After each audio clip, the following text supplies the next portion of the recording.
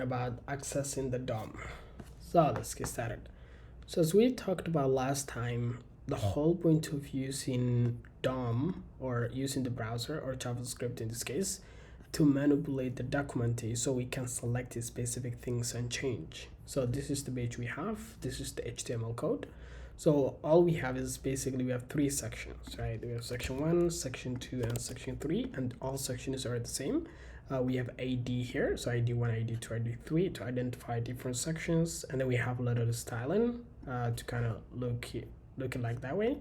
And then here, as you can see, the first paragraph of every section has a class called first child. Okay, so this is our document. This is how it works. Now, this course is about selecting individual things, and as we talked about the document, right? DOM stands for Document Object Model. So the document gives us access to specific things. So let me select section 1, for example. So what I will do is, there is many ways to select, but I want to show you this one. So section 1 is equal to, right, document, good. So all selection is to start with the document. So you first need to go to the document and then you say get element, right? Because we're trying to get HTML elements, which is pretty much all of this. Now, there is multiple ways you can select, as you can hear. So let's start with the first one. The first one is called ID, get by ID, right?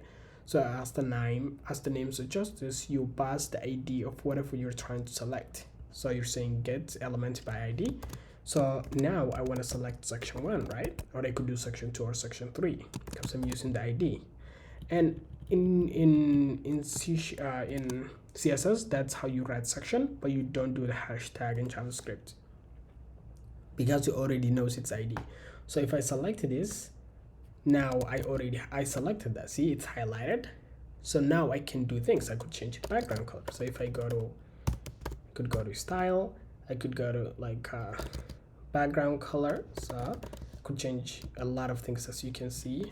So I could say I want to make it brown. Boom, now it's brown, right? So now that's how you select specific things using the ID.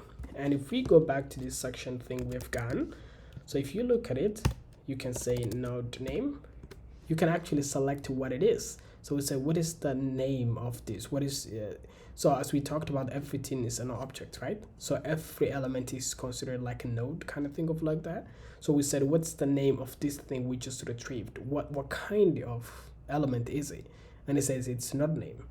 Div, the name is div, but you also use node type to identify, and this will be super useful later in this course. So the type, it says 1, but what is 1, right? Node type 1, we don't know, so we gotta Google it. That's what you gotta do when you don't know.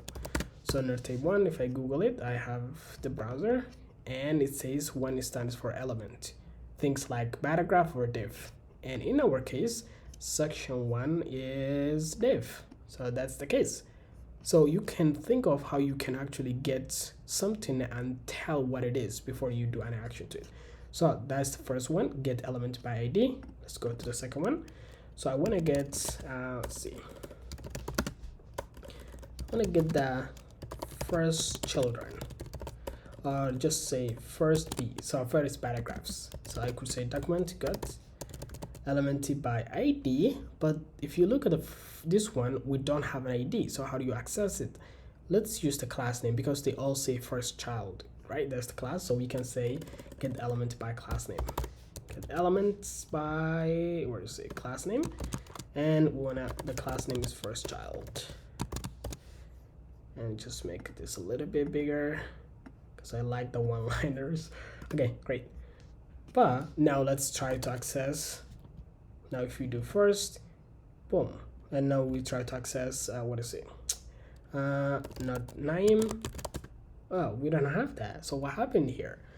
If you could actually see that, that's pretty amazing. So if you look, this is not element, this is elementis with s. It's plural. So it means we have gotten more than one thing, right?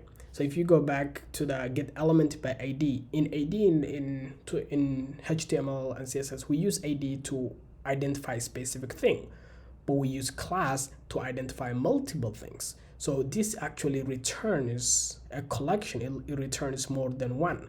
So if you look at it, we have 1, 2, 3. We have 3 children here, 3 paragraphs that have that class name. So if I actually go to, what is it? If I go to first B, as you can see here, it says HTML collection 3. So it's a collection. There's kind of a list of things, and we have 3 of paragraphs, right? So I could say the length. So there's 3. And then what I can do is I could access the first one, right? Since it's not an array in JavaScript sense. For example, we don't have things like reduce. We don't have JavaScript array methods, right? It's a collection, but we can still use this to find out. So that's the first element. If you can see here, it's highlighted, right? So let me try that again. You see it's highlighted. If I change this, the second one is highlighted. If I do this, it's highlighted. So that's how you using the indexing. You can get specific things. So I could do, let's say I want to change all the paragraphs of all those ones. So I could basically do, like write a little bit of JavaScript. So I of, let's see, const I not I is equal to 0, I is less than, first paragraph is, that should have been s. Okay, so length, right? Then just plus, then just open that. And here, what I want to do is I want to get like every single one of them. So that means first P, then you pass I, right? And then dots, and I want to get the style, and then dots. I want to say background color. Okay, gold. Okay, that sounds great. So if I run that, you see the background color of all of them became gold. Nice. This is working great. So that's how you handle collections. You can write a little bit of JavaScript to access every here paragraph element. So that's how that works. Amazing. I just want to refresh this because it was getting way too crowded. So we now get element by ID. We can get element by class name. What else do we have? Let me say console log, and I want to get paragraphs, so BSS, so all of them instead of just the 3.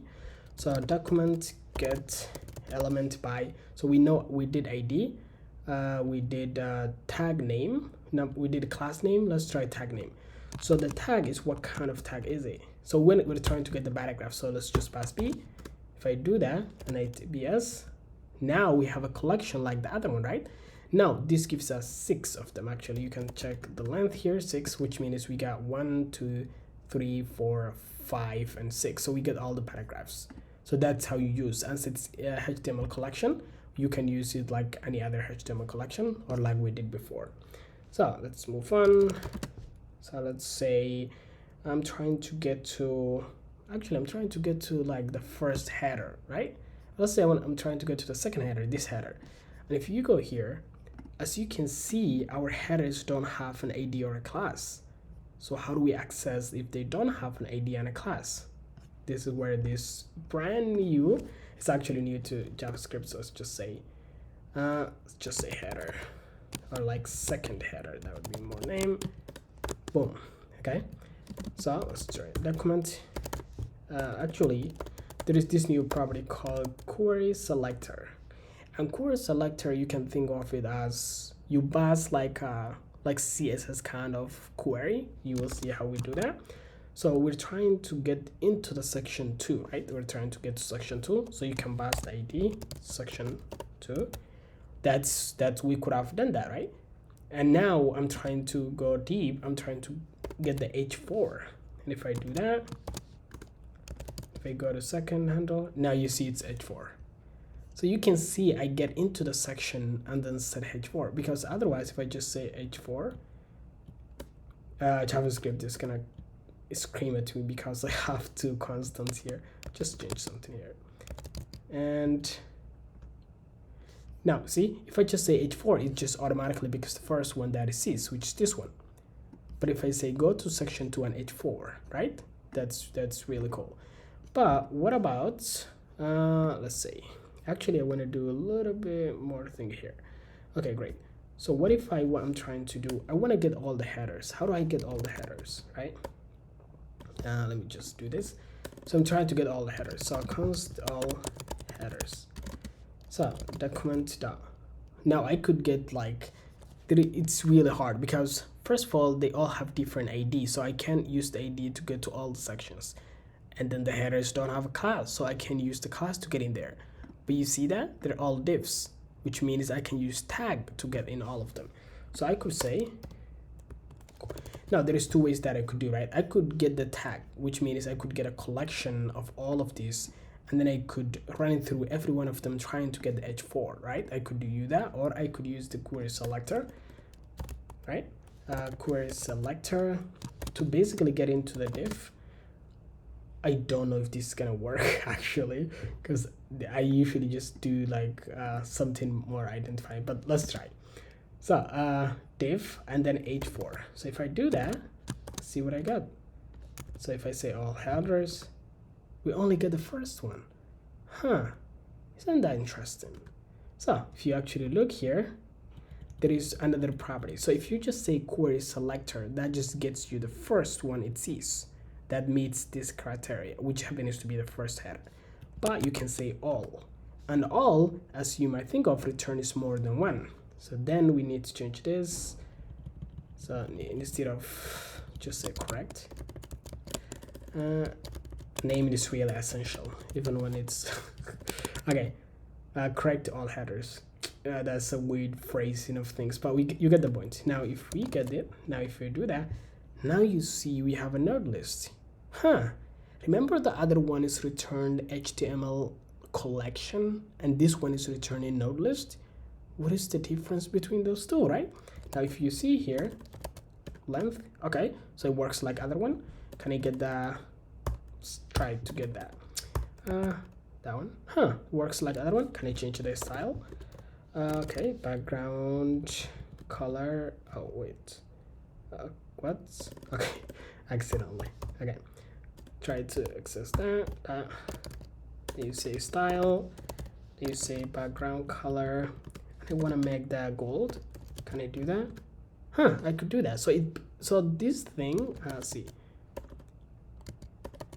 Okay, so it looks like the node list works just like the collection, right? It's just it has just a different name, but it works almost kind of the same, which is actually the case. Let me try if it has like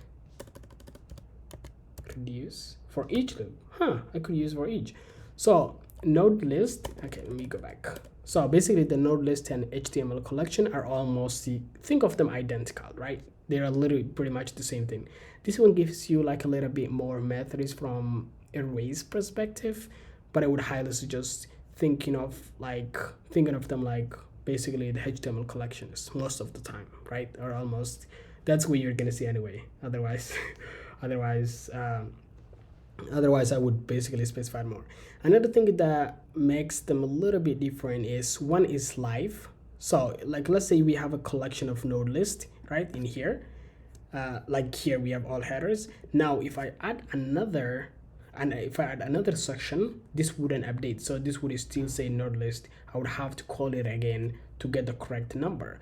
While if it's HTML collection, it would automatically update. So if I have this and it shows like, let's say length, it has length. Let's say I had something like create new section code, and I run that, and then I run correct again. This would give me 4. Like if I add that, since this is a node list, it would only give me 3. It wouldn't add unless I have to like run this code again to select all of it. But if it was HTML collection, it would detect that I added something and it would update my list to add the latest added one. But that's like very kind of into detail. But that's what you need to know. Those are the most things that you will use. And to kind of that, so basically the first one was get element by ID. The other one was by tag name, by class name. You can kind of see the other two, but I don't specify. Most people just use the ID, the class name, the tag name, and then you have the query selectors, which is query.